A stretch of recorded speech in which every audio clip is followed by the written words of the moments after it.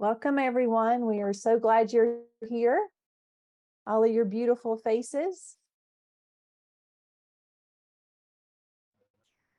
You can tell the ones that are in their pajamas because they've got their avatars up. They don't want us to see them.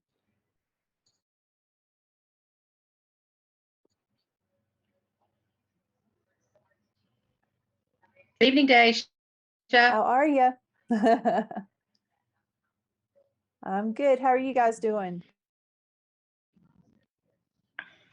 I'm doing good. Storm passed through, all good here. I'm doing good. We've got thunderstorms here tonight, so you may.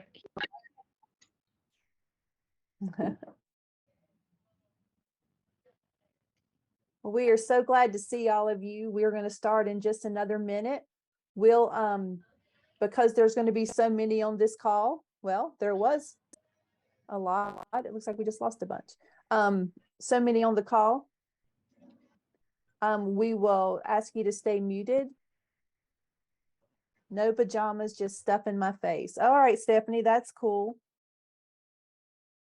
We'll let you do that.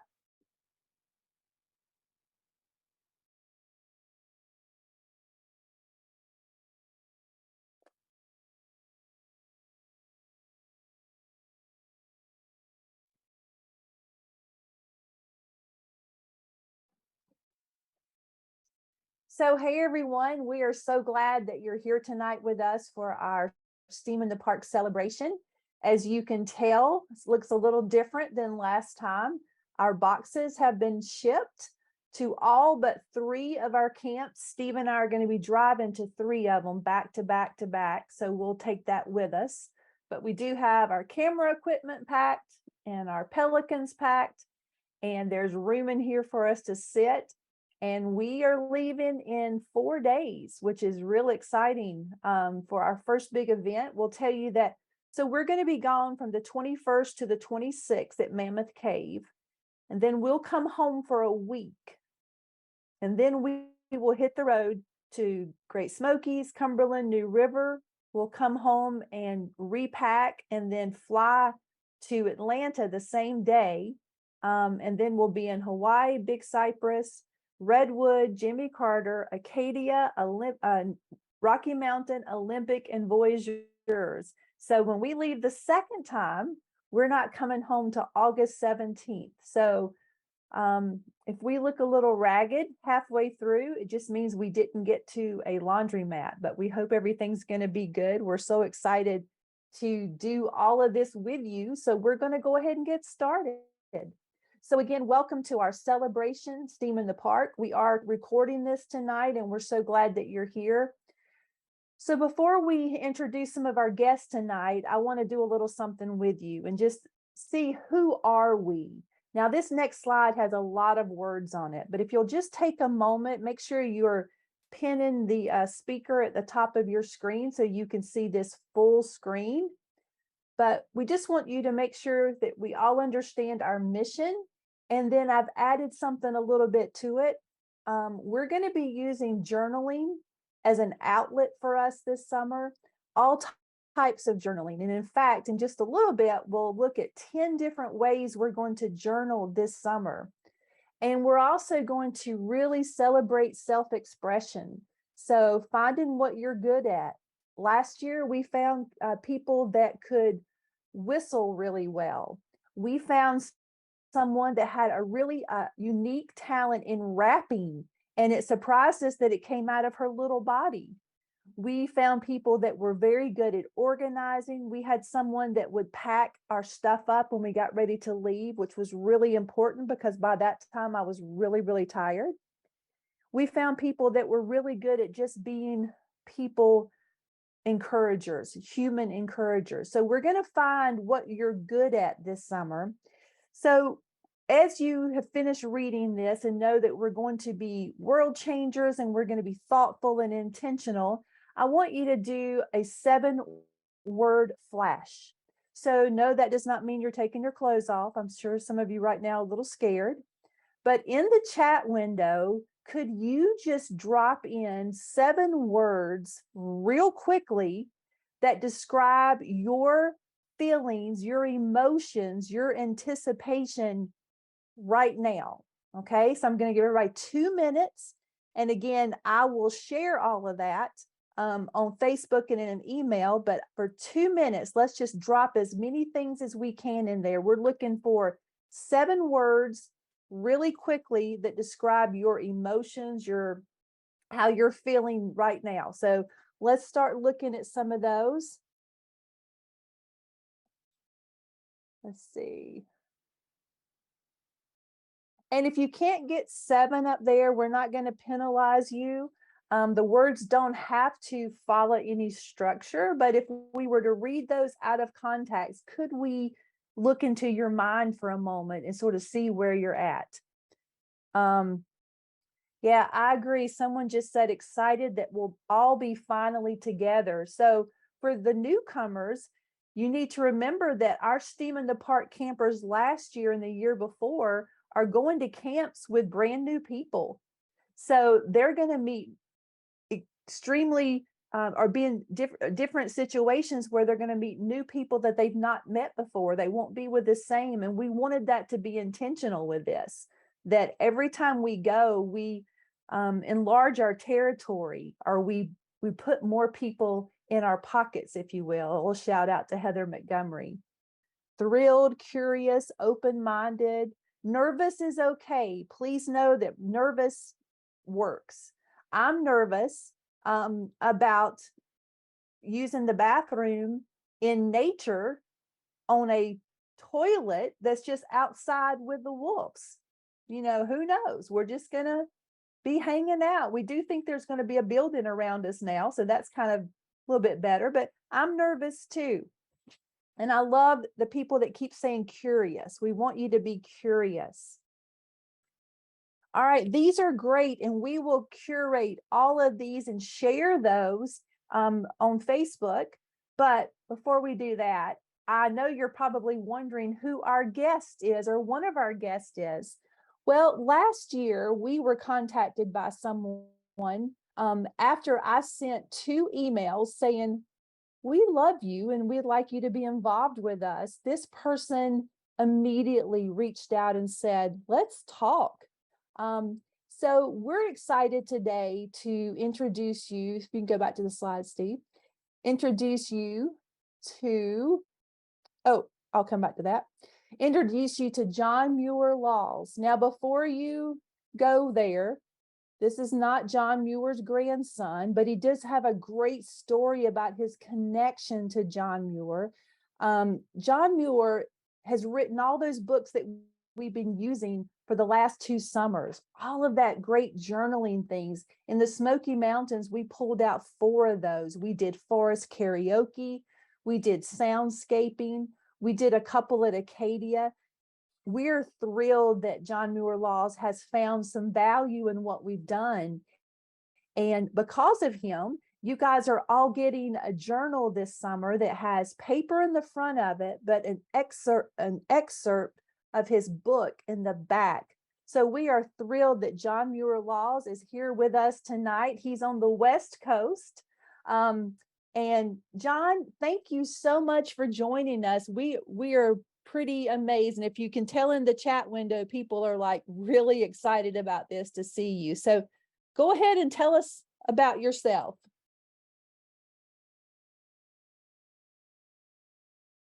Can't hear him. Hang on just a second, John. We don't have you on mic. Can you check your...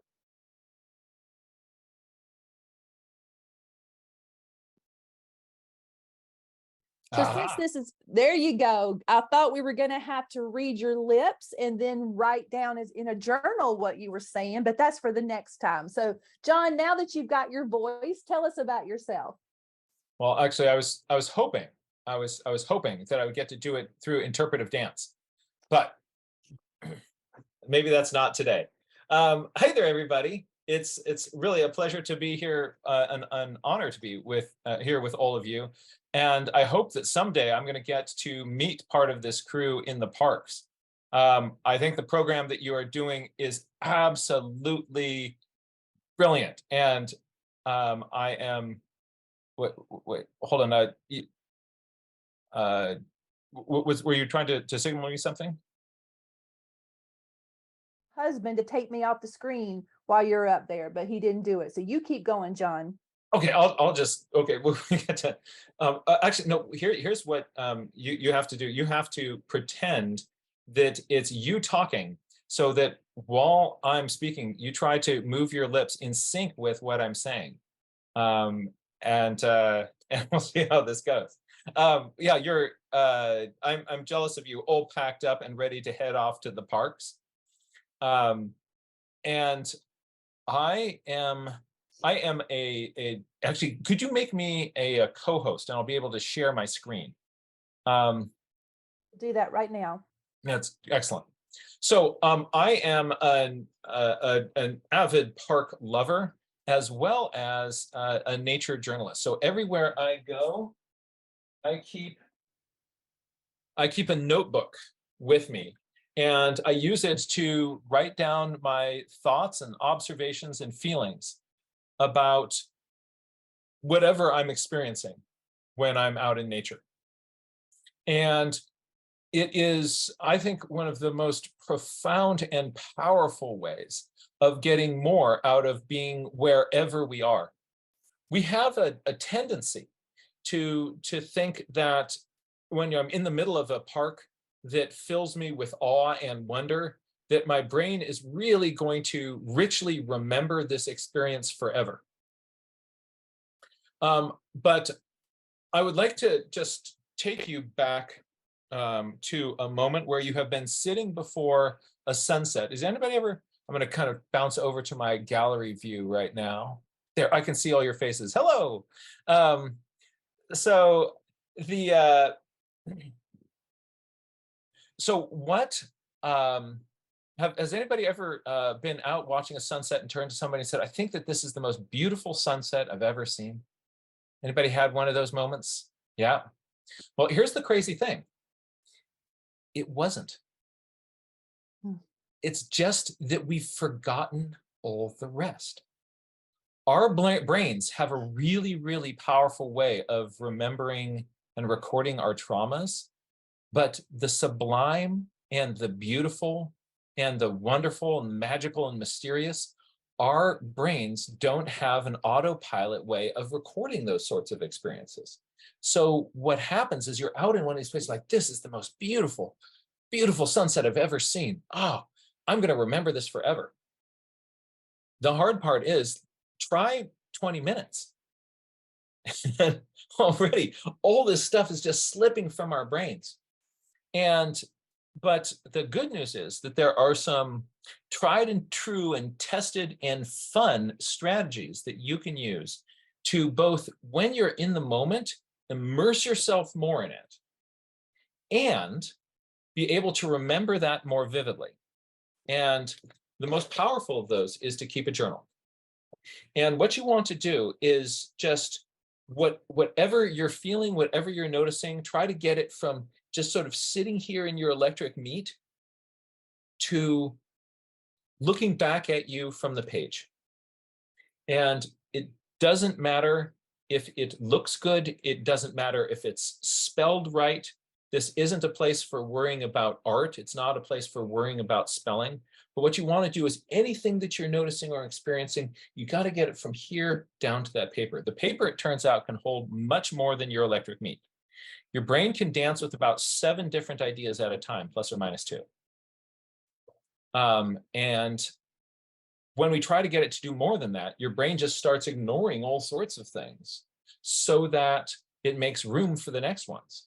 But if you notice something and you put it down in your journal, you notice something, you put it down in your journal, that action of taking a specific thing and putting it in your journal allows you to make this whole rich collection of thoughts and observations. And then you look down at your journal, and the richness of the place is all reflected back at you from that. And if you are somebody who prefers to draw pictures, it can be mostly pictures. If you're somebody who prefers to write, it can be mostly writing. If you're somebody who prefers to kind of take a scientific analytical angle on things, it can be mostly scientifically analytical. If you're somebody who prefers kind of getting into your feelings, it can be mostly that. But here's my challenge for you. What you want to do is start with whatever your comfort area is, and then push yourself a little bit outside of that. I'm going to go get a brain from over here for just a second.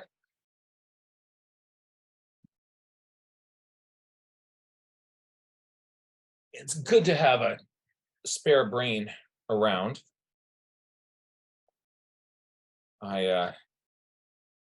So here's Abby Normal. Right. So here's your brain. And when you're drawing pictures, this part right back here, your visual cortex gets really, really engaged. And when you're using words, your prefrontal cortex gets to come out and play.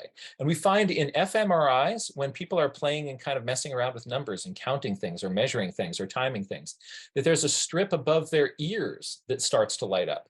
So physically, working with words or pictures or numbers engages different parts of your brain. And when you do that, you're going to have an experience that will be richer and deeper than you would if you just sat there and said, look at this beautiful sunset. So I'm going to bring you over to a document camera that I've got here. I'm going to flip to a recent adventure in a national park.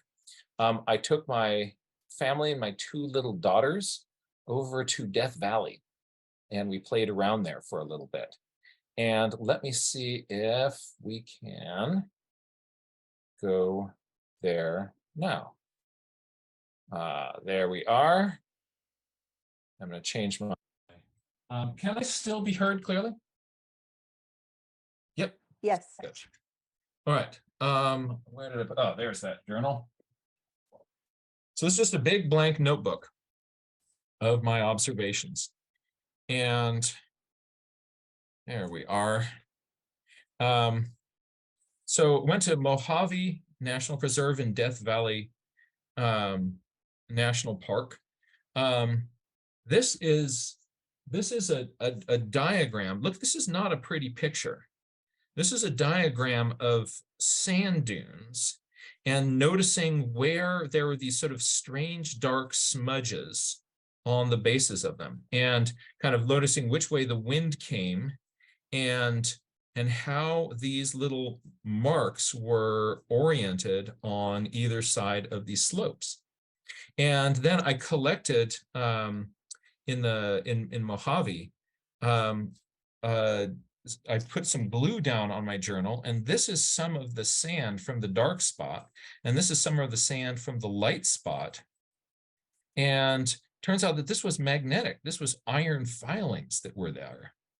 And so that was really, really, really fun. So you notice that I've got some diagrams here. I've got some samples of sand. This was, let's see if we're gonna fast forward here. This was a diagram of a waterfall in Death Valley. There's one place that you can go in Death Valley where there's you can see a waterfall. And this is sort of the size of myself and my two little daughters next to that. And this is a side view of the canyon that we were in. And what I noticed is that there were these sort of wads of plant material wrapped around trees from a recent flood that had happened. And so I was trying to figure out that those went up to 2 meters high up on the sides of the trees. So the water had to be at least at that level. And then I started looking at these wads of dirt that were kind of dripping down the sides of the canyon that I thought might have been deposited by the water. But those went up to 15 meters up the side of the canyon there, which means the water would have had to have been at highest flood stage all the way up there. So what I've got here is just, a series of of diagrams and thoughts and experiences about this one little sort of weird phenomenon happening at the base of this waterfall. And by just kind of geeking out and exploring that, my ability to remember what was happening there and sort of find clues and details went way, way, way up, because I was getting things out of my head and into the journal. This was going to the lowest place in the United States here. This is at Badwater, and this is projecting sea level across the valley. So we were down below sea level in the bottom of this. So you'll see that sometimes I'm making little sketches, sometimes I'm cutting out maps that the Park Service gave me. Sometimes I'm recording the sounds that the ravens make. And then down the side here is sort of a little kind of poem-like thing. I just had a bunch of thoughts that came to my head, and maybe I was sort of thinking less sort of scientifically and more poetically as the light came up here at Zabrinsky Point. And those are my sort of the thoughts and ideas that occurred to me in more of a poetic form. So when I look at this page, my experience of being there is so rich. Looking at this page, this takes me right back there. In order to do this, I had to pay exquisite attention to what was going on around me. And the result of that is that this is this incredible memory cube. There are other times during this trip where I didn't bust out this journal, and my memory of what happened there is not nearly as rich. Here's a little map that I made of another little adventure, some sketches along the way, and some notes about a big wasp that was burying caterpillars along the side of the trail. So what this journal is essentially, if this is my brain, this is my brain on paper. And anything that I notice or wonder about, anything that gets me curious, I want to bust out this book and capture those thoughts and ideas. It doesn't have to be a pretty picture. It doesn't have to be spelled right. But the important thing is that we regularly use a book like this to kind of document what we're experiencing. If you do that, if you do that, you're going to find that your memories become so much richer. So part of the reason you're doing this is for your future self. My future self can then look through these notebooks and remember all sorts of details about where I am.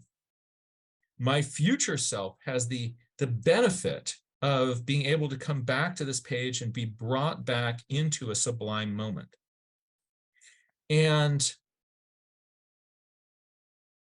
But in the present, this kind of focus and attention also brings me into a quiet and meditative state that allows me to go deeper wherever I am.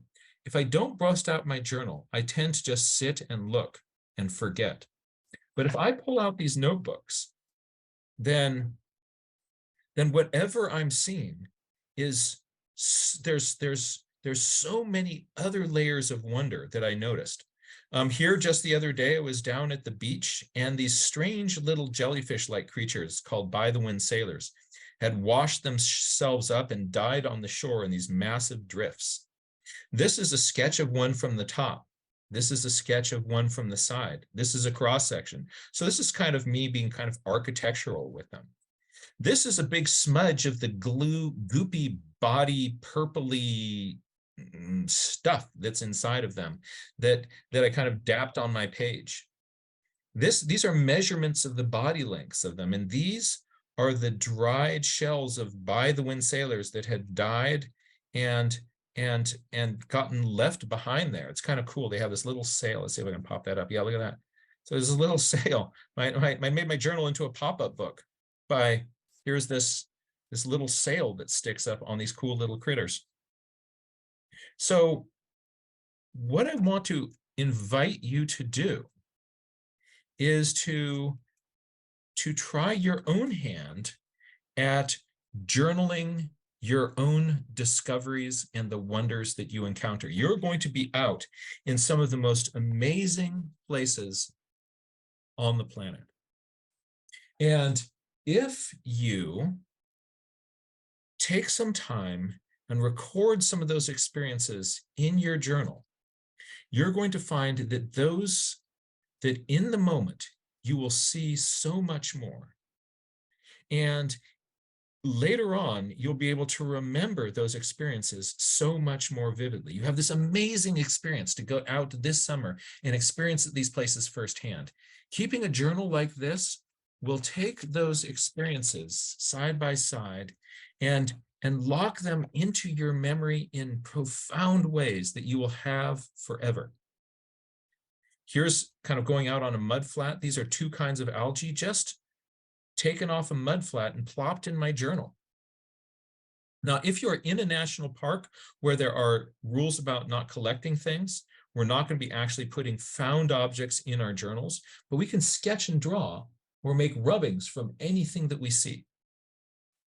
And that is,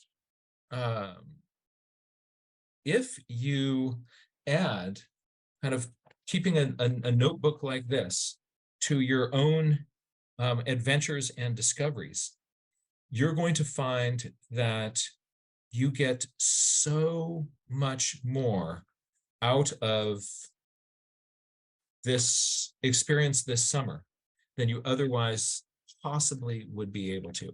Again, our brains, if we just kind of let them, are going to be, they're kind of lazy.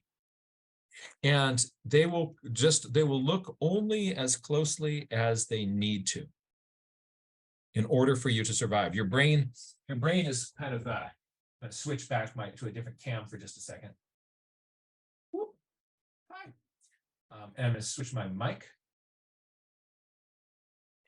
Hello, can you hear me? So think of your brain this way. So your brain kind of quickly looks around and it sees something new, some new phenomenon. It goes like, oh, right? And your brain is quickly going, can it eat me? Right? Once your brain gets that figured out, nope, right? Can I eat it? Right? Once your brain's got these two things figured out, can it eat me? Can I eat it? Your brain is ready to pop on to the next thing. But there's actually an infinite amount of wonder and beauty in the most common things around you all the time, if we can just get ourselves to slow down and pay deeper levels of attention. I'm going to go back over to the, I'm in gallery view, looking at all of you again. Hi. So anybody here who keeps a personal diary? I have a journal. Okay. There's some research that's been done that's interesting. Turns out that people who keep a diary, they're more emotionally intelligent than the rest of us, than people who don't. I don't keep a diary, which tells you a lot about me, because that forces us to sort of slow down and reflect and to learn from our experiences. There's a real richness that happens from that. And so too with our time in nature. If you just do a little bit of journaling about that experience. And again, that journaling can be in any form that works for you. So that can be drawing pictures, that can be writing poetry, that can be being scientific, however that feels right for you. Give that a try, and then push yourself outside of that comfort zone just a little bit. I force myself to use words in my journal. I'm dyslexic, and at a very young formative age, I became terrified of writing because I thought everybody would sort of judge me on the basis of my spelling. But I know that in my journal, when I use words, that there are levels of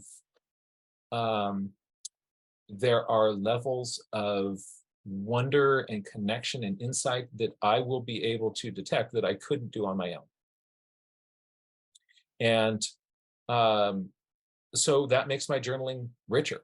And for you, if drawing's not in your comfort zone, then don't worry about pretty pictures, but think about, can I make a useful diagram that would maybe draw a little map that will help me remember this later on. And I think that you will find that this summer becomes even richer because of that. April in the chat has mentioned about how therapeutic and kind of journaling can be a really important part of self-care. She's absolutely right. It's a powerful time that allows us to do deeper reflection. And this is going to be a summer that the more you are open to it, the more your world will be rocked and changed by the experiences you're about to have. John, I think we have the same brain going on here. That's exactly what we want them to know. And let me just show you this. So this is the journal you're going to get this summer, which has a lot of great pages in here. And it also has stuff for colored pencils and pastels. But in the back of it, for those of you that are worried about not being able to draw or not having an idea, he has put these ideas back here for us. So we're going to have this with us all the time, and we're going to be able to use this as we think about this summer. John, thank you so much for being here with us tonight. I don't know if you've been watching the chat, but everyone was very excited to have you here. So thank you very much. Can we all give a round of applause in our little cameras there? Thank you so much. Well, if you stay on for just a moment, John, you're going to sort of see who we are this summer. So let's go to the slide.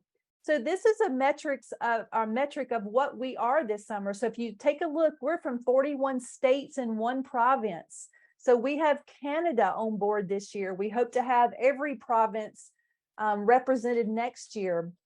You can also see the breakdown in our experience.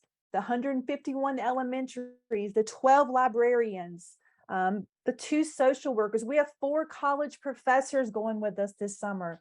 We have 49 family members that are joining us at Acadia National Park. We have 12 national parks that we're going to be going to, and we also have 23 park rangers that we're going to be interacting with. So using our book from John and using all the things that we're going to do together is going to inspire us to step out of that box. So Steve, if you can come back to me for just a moment, because I have one more surprise for us. And this is really important to me. Another friendship or relationship that Steve and I have made. In 2016, I met a man on CBS Sunday Morning that was doing some pretty amazing things in the area of exploration and stepping out of comfort zones and coming back from a tragedy and doing things pretty spectacular. If you'll go to the slide again, Steve, we met Colin O'Brady. So Colin O'Brady is a world-renowned explorer. He's an athlete. He's a motivational speaker. He's an author. I'm actually in his book. He put me in there, which is very exciting. For a while before the pandemic, Steve and I worked with, we lost the picture. Someone give me thumbs up if you can hear us or let us know yes in the chat window that you can still see the screen and you can still hear me. We're good? Okay. So we met Colin O'Brady and he reached out and said, I like what you're doing. So we virtually met and did this huge virtual event with him. And then we ended up heading to Portland and meeting with him and his wife, Jenna. And we started working with them. We worked with their program Beyond 7-2, Being Possible. We traveled to schools around the country and in Canada to present programs on how we can expand our minds and do great things. And then the pandemic hit, but Colin came back a little bit later and we were able to do some more stuff. So he's all of the things I've shared, but more than that, he's one of our dearest friends. So I wanted Colin to come on just for a few minutes and just give us some on your mark, get set, go, excitement and encouragement. Colin, it's great to see you. Thank you so much for being here. We got your, we don't have your sound, Colin. Can you check your microphone?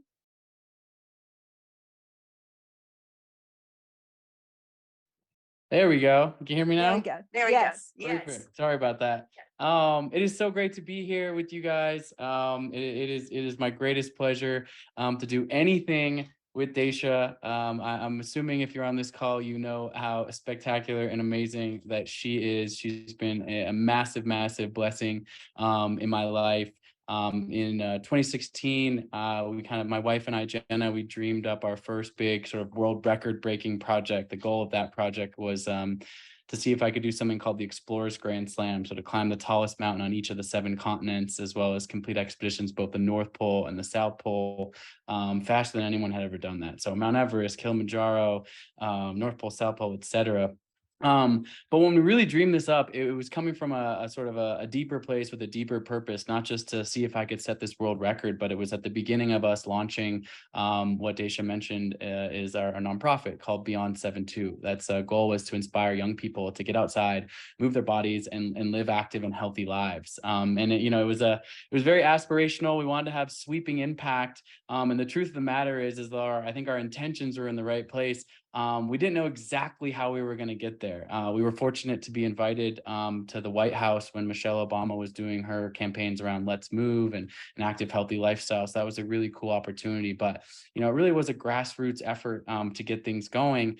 And it was in meeting Daisha that everything changed, that we were actually able to utilize these projects to have sweeping impact. And it was really incredible from other projects after that. My first solo cross, the world's first solo crossing of Antarctica, to going back to Mount Everest with my wife in 2021. Daisha and Steve have been there from the beginning and really helped us spread this message globally. I don't know what the exact count is, Daisha, but I think there's hundreds of thousands of students in 30-40 different countries, and she's helped us reach, as well as working with educators like yourself. So although we maybe had the idea of the impact we wanted to have, we never would have scaled that impact without all the passion and perseverance and relationships and just incredible spirit that Daisha has had. And we were able to build STEAM and STEM curriculums around these projects.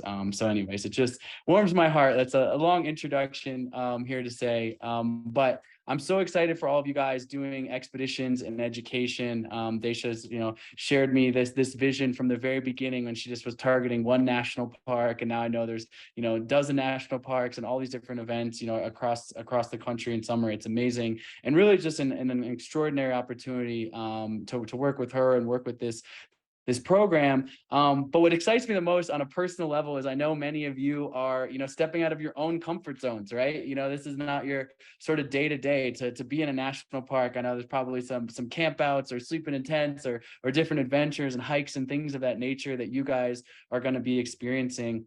But you probably know this, you guys are incredible educators, but I love the ability to actually kind of literally put your hands in the dirt, right? To get your hands dirty, to be immersed in that. One of the things that was so fun with the projects we did with Daisha was, I remember one project, I was rowing a boat across an ocean, and Daisha came up with all these ideas of how do we teach students around STEM curriculum, but in a way that, kind of lights up their mind. So say, hey, this guy's rowing a boat across the ocean right now. We use satellite imaging and satellite phone so they could actually ask me questions. But then she was in the schools with them building these models, right? She was saying like, well, let's learn about weather. Let's learn about climate change. Let's learn about, the friction and physics coefficient of waves on a boat. And so to be able to go into the national parks, not just see the pictures of them, not just, essentially, read about them, but to actually go there and be immersed in that, I think that is the deepest learning. And I know from that experience that you guys will have, you'll bring back that passion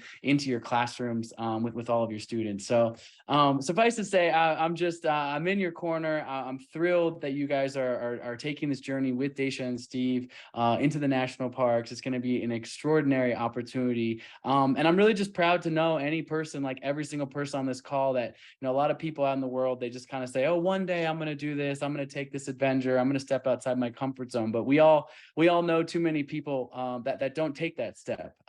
And you guys are actually taking that leap of faith to do something a little bit different. I'll close by saying I kind of have this metaphor that's been really potent for me in my mind, which is this idea of sort of life on a spectrum of 1 to 10. So I think of life as, 1 being our worst moments, right? Heartbreak or loss of a loved one, there's terrible things that happen. Unfortunately, that's part of life. It gets hard sometimes, right? And then the 10s, right? There are these high, these peak moments that we experience in life, birth of a first child, or falling in love, or, achieving some goal that you worked really hard towards. And in all my projects, and I actually kind of came up with this in my mind when I was walking across Antarctica solo, and I got to the other end of the continent. I'd been out there for 54 days alone, pulling a 375-pound sled with all my gear behind me, battling, extreme conditions, -30, -40 degrees, a lot of hardship throughout that. And I got to the other side, and I broke down in tears. I was so elated. There's so many times where other people doubted me. There were so many times where I doubted myself. And there were so many of these low moments. I was hungry. I was afraid. I was tired. I was alone, right? But I get to the other side and I experience this 10, this high. And I realize in this moment that we all want these 10s. We want these high moments. But our 1s and our 10s, they're connected, right? Like I got that 10 not because I was hedging against hardship, but because I embraced it, because I said, I want to take a risk. I want to step outside of my comfort zone. I want to grow. And I love the comment that got thrown up, by the way, -40 Fahrenheit equals -40 Celsius. That's a good trivia fact. But in the end, what I said is the 1s and the 10s, they're connected, right? That I realized we don't experience our 10s if we live in what I call the zone of comfortable complacency between 4 and 6, right? And that's the person who's, has gone to the same job for 25 years. You don't love it. You don't hate it. It's predictable. It's just kind of a 5 every single day. Or say in a marriage or romantic partnership, it's not toxic. It's not abusive, but it's just kind of, on cruise control, like a 5, 5, 5. Now, being in that zone of comfortable complacency, that area is positive sometimes. That's where we rest, we recover, we regroup, etc. But a life 365 days lived in that comfort zone, there's no opportunity for that growth. You kind of range bound yourself by cutting off the 1s. You also cut off the 10s. So I guess what I'm saying in the context of your guys' upcoming adventure is hopefully there aren't actually any 1s, right? 1s are pretty severe. But there might be a moment out there where it's been a long day in the national park. You're cold, you're tired, you're out of your comfort zone. And I reframe this now in my mind to go, when I feel that discomfort, I smile and I go, oh, yes, this is an opportunity. This discomfort is actually opening up a door. And that's why you'll go back into your classrooms and that will be the story. It was raining, I was cold, it was the middle of the night, but that's where I actually got so much out of this experience. And so I encourage everyone to lean into that. And more than anyone, by virtue of the fact that you are in this community, on this call with Daisha and Steve, you are in the best hands. They are dear friends of mine. And my life is so blessed to have them in it. Colin, thank you so much. We love Jenna and you and your dog and our new baby coming soon. And we That's just right. appreciate We're the excitement. I was just gonna say, Are you in a countdown? we're on the countdown. Yeah, my wife Jenna, who's a very close friend of Daisha as well. She's 8.5 months pregnant. We got a baby bump due here in early June, so it's baby watch time and inviting our first child into the world. Will definitely be a 10 of all 10s, I imagine. Absolutely. And we thank you for sharing your story tonight. I don't know if you were watching the chat window, but again, people were very excited to hear the stories. And so I want us to think just for a minute about what John told us about words and what Colin has told us about experiences and how 4s, 5s, and 6s are great, but it's okay to live in those other moments too, so we can get to those 10s. So we need to take a moment and think about John's story about being dyslexic, but learning how to use words through any means possible, whether it's photos or taking things from nature and putting them into a book. And then thinking about how Colin says, how do we step out of that comfort zone? How do we make sure that our 1s and 10s are connected? And I want you to create a hashtag for this summer. So if you don't feel comfortable creating yours tonight, if you don't have it yet, You could just throw something together and share it with us later, but let's throw in some hashtags right now of what we top bunk. There you go, Melanie. You're going to be on a top bunk at New River, and I love that. But what are we going to do this summer that's going to allow us to, hang on just a second, we've got some feedback.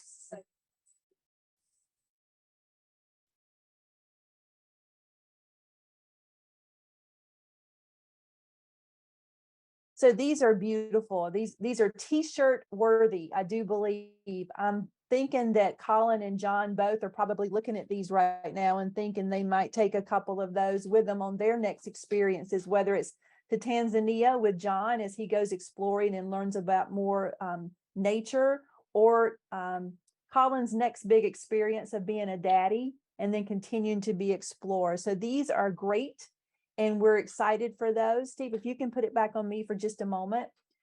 I hope that you've enjoyed our people that we brought tonight to share with you. I do have two more things to share. So if we'll go back to the screen for just a moment. In our journaling adventures this summer, and this ties to what John says and to what Colin says, and I didn't know what they were going to say. These are some of the adventures we're going to have this summer as we journal. So they may not all happen at every place, but we're going to do campfire chronicles. We're going to have songwriting circles. We're going to do poetry in the wild. We're going to sit in the Hoh Rainforest in Olympic National Park, and we're going to talk to banana slugs at Redwood. We are going to slop through swamps and come face to face with things that may scare us to death. And we're going to think about those and talk about those and write about those. We're going to create storyboards. We're going to have secret messages during the week. And I think these are going to be things that are going to excite us. But more than anything, I hope that they're things that inspire you to go back into the classroom in the fall and take all of these adventures, especially the messages from John and the messages from Colin. So I know that we have a few Rangers on, and I just want to introduce you to some Rangers really quickly. If you are a Ranger, if everybody else will stop for just a moment with the chatting, I know that's hard to get you guys to be quiet, but if there are any Rangers in the room, if you can just throw your name in, where you're going to be, and I'm going to introduce them also. From the first half of the summer, starting with Mammoth Cave, we will have Ranger Jennifer, and this is going to be a second trip for us back to there. In the Great Smoky Mountains, we're going to have John and Annie and team. There's a lot of folks there that are going to join us, along with some park rangers. And Annie's also going to Hawaii with us. Great Smoky Mountain, Cumberland Island is Ranger Robin. New River Gorge is Ranger Laureen and team. Hawaii Volcanoes, just low hot in there. This is Ranger Jody. She is going to be with us along with Ranger Glenn. At Big Cypress, we have Ranger Lisa and team. For the second half of the summer, which means we have a 2-day break in between those, and we're going to go to Chicago and hug babies for 2 days until we head to our next event. But we'll be in the Redwood National Park with Ranger Laura. We will be at Jimmy Carter National Historic Park with Rangers Beth and Courtney. Acadia, we're going to have Ranger Kate. This will be our 3rd year at Acadia. In the Rocky Mountains, we're going to have Ranger Katie. And the cool thing about this one is Ranger Katie is actually going to be taking her family to Acadia. So that's going to be a lot of fun. At Olympic National Park, we'll have Ranger Dean and the team from Nature Bridge. And then at Voyagers, we'll have Ranger Mark, Brianna, and team. And I think someone just told me that John had his hand raised. So John, if you're still on here and you want to speak for a moment, we will let you do it. Do you want to unmute?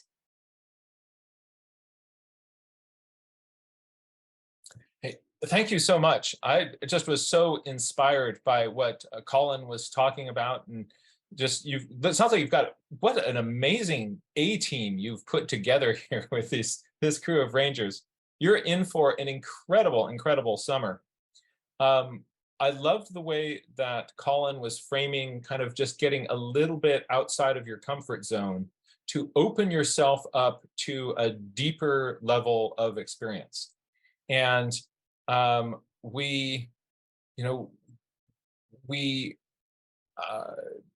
we often sort of strive to kind of keep our environment, safe and closed and familiar. But the best possibilities for growth are for breaking out of that. As Colin was talking, what he was saying reminded me of a poem by Mary Oliver. And I was wondering if I could just take a moment to share that with you before I have to go make dinner for my daughters. Absolutely. We love Mary Oliver. We learned a lot about her this last summer at Great Smoky. So go share. Fantastic. All right. So, this is, in the context of sort of something that sort of puts you out of your comfort zone, that opens up you to a different world. This is a poem that Mary Oliver wrote called Bear. She wrote, "It's not my track, I say, seeing the ball of the foot and the wide heel and the naily, untrimmed toes. And I say again for emphasis to no one but myself, since no one is with me, this is not my track. And this is an extremely large foot. I wonder how large a body must be to make such a track. I'm beginning to make bad jokes. I have read probably 100 narratives where someone saw just what I'm seeing. Various things happened next, a fairly long list. I won't go into it. But none of them told what happened next. I mean, before whatever happens. How the distances light up. How the clouds are the most lovely shapes that you have ever seen. How the wildflowers at your feet begin distilling fragrances different and sweeter than any you have ever stood upon. How every leaf on the whole mountain is a flutter."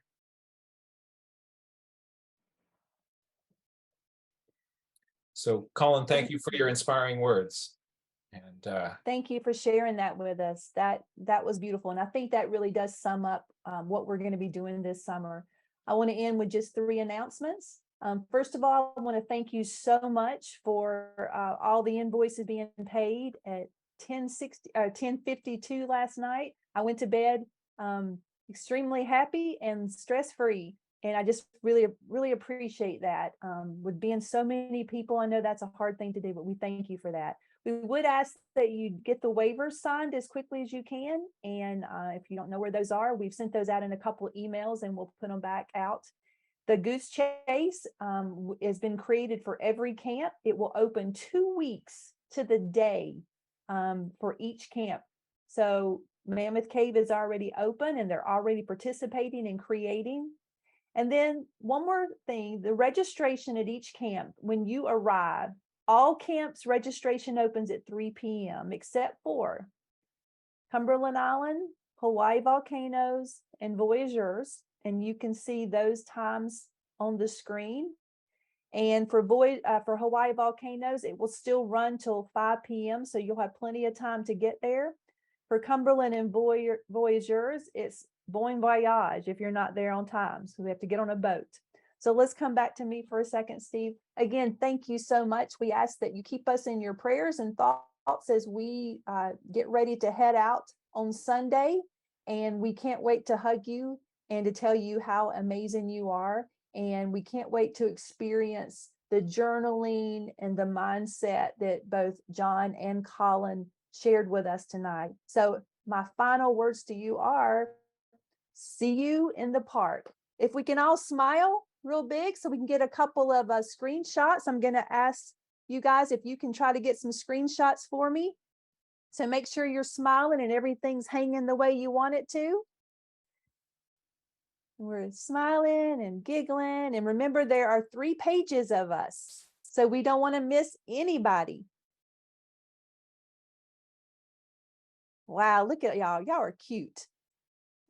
Again, thank you, John and Colin, for joining us tonight. Thank you so much to the ambassadors who are killing it on communications and building community. When you get to the park, please make sure your ambassadors know how much you appreciate all the work beforehand to get us to this place.